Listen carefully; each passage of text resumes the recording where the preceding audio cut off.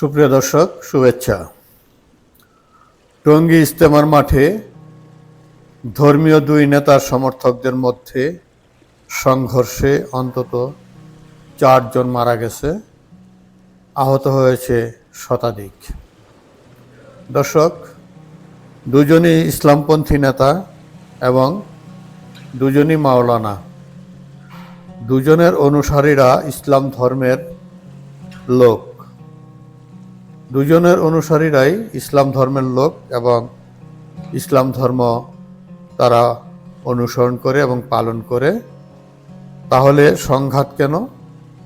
তাহলে প্রশ্ন দেখা দেয় যে দোনোজ পক্ষেই ইসলাম ধর্ম নিয়ে, একই ধর্ম, একই আল্লাহ, একই রসুলের তারা অনুসারী, তারপরেও তাদের মধ্যে সংঘাত কেন ধর্ম নিয়ে? তাহলে সংঘাত কেন? ইসলাম তো একটাই, ইসলাম তো একটা ধর্মই। একই ধর্মের মধ্যে এমন বিভেদ কেন? এই ধর্ম আল্লাহকে মানে এবং জানে, আল্লাহ রসুলকেও মানে। এই ধর্ম আল্লাহকেও মানে, আল্লাহ রসুলকেও মানে। তাহলে আবার আলাদা আলাদা পন্থী কেন? তাহলে এই ইসলামের মধ্যে আবার আলাদা আলাদা পন্থী কেন? এটা কেন হয়? কার স্বার্থে হয়? কোন স্বার্থে হয়? সেটা একটা প্রশ্নের বিষয়। কেনই বা সংঘাত? দুই গ্রুপের পোশাক আশাকও একই রকম, তাদের পোশাক আশাকের মধ্যে কোনো ভিন্নতা নাই। দুই মাওলানা এক কোরআন থেকেই পাঠ করে থাকেন এবং যে মাওলানা, এই অনুসারীদের যে মাওলানা আছেন, দুই গ্রুপের দুইজন মাওলানা নেতা, তারা একই কোরআন শরীফ থেকে পাঠ করে থাকেন। তারপরেও বিভেদ। তবে কি কোরআনের সূরা মাওলানা জুবায়ের এবং মাওলানা সাদ তাদের নিজের মতো ব্যাখ্যা দিয়ে থাকেন? এই যে দুইটা গ্রুপ করে দিয়েছেন দুইজন মাওলানা, এবং একই কোরআন থেকেই তারা সূরা পাঠ করেন এবং বাণী পাঠ করেন। ওই বাণী কি তাদের নিজের মতো করেই ব্যাখ্যা দেন, না কোরআনে যা লিখেছে সেই ব্যাখ্যাটাই দেন? এটা এখন প্রশ্ন দেখা দিয়েছে, যার কারণে সাধারণ মুসল্লিদের মধ্যে আলাদা মতভেদের সৃষ্টি হয়েছে। এই যে যদি তারা নিজেদের মধ্যে ব্যাখ্যা দিয়ে থাকেন নিজেদের মতো করে, এ কারণেই হয়তোবা সাধারণ যারা ধর্মপ্রাণ তাদের মধ্যে মতভেদের সৃষ্টি হয়েছে এবং গ্রুপ হয়েছে, দুইটা গ্রুপ হয়েছে।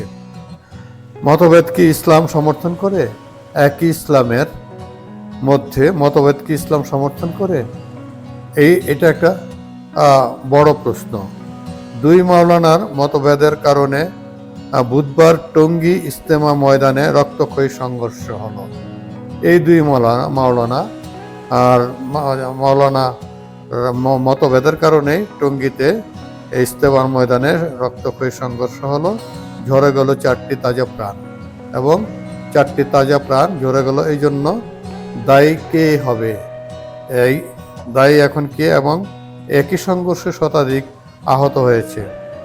এই কারণে কাকে দায়ী করবে এখন? রাষ্ট্র পরিচালনায় যারা আছে, যারা আইন শৃঙ্খলা রক্ষাকারী আছে, তারা কাকে দায়ী করবে এই বিষয়টা নিয়ে? বিষয়টি খুবই পীড়াদায়ক। সাধারণ মানুষের কাছে এই বিষয়টি খুবই পীড়াদায়ক মনে হচ্ছে। দর্শক, সাধারণ ধর্মপ্রাণ মানুষদের ভাবাচ্ছে। সাধারণ ধর্মপ্রাণ মানুষ যারা, তারা এই বিষয়টা নিয়ে খুবই চিন্তিত, মর্মাহত। ইসলাম শান্তির ধর্ম হিসেবে দাবি করা হয়, ইসলামকে বরাবরই শান্তির ধর্ম হিসাবে দাবি করা হয়। সেই শান্তি যদি রক্ষা করা না যায় তাহলে নানা রকম প্রশ্ন দেখা দিতে পারে। সারা বিশ্বে ইসলাম একটি প্রতিষ্ঠিত ধর্ম। এই ধর্ম পালন ও ধারণ করায় বাধা সৃষ্টি করা কোনো যৌক্তিক কাজ হতে পারে না। একই ধর্মে বিভাজন তৈরি করাও ঠিক হবে না।